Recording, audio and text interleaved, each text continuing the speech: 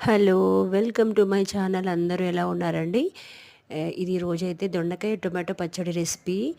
దీనికోసం దొండకాయలు, పచ్చిమిర్చి, పల్లీలు, చింతపండు, కొంచెం పసుపు, మనం తొందరగా మగ్గడం కోసం అని చెప్పేసి ఒక స్పూన్ నేనట్లా వేసాననమాట సాల్ట్.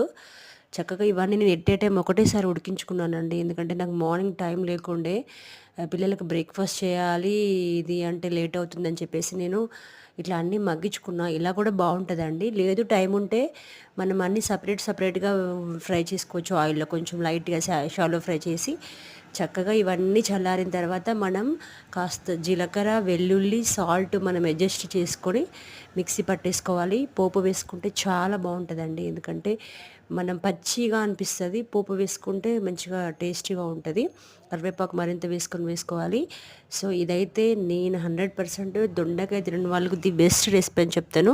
టమాటోస్ కంపల్సరీ వేసుకోవాలండి ఈ పచ్చడిలో. ఎందుకంటే దొండకాయ ఫ్లేవర్ అంత బావుండదు కదా! సో, ప్లీజ్ నా ఛానల్ ఫస్ట్ టైమ్ చూస్తున్నట్లయితే డెఫినెట్‌గా సబ్స్క్రైబ్ చేయండి. Thank you watching my channel.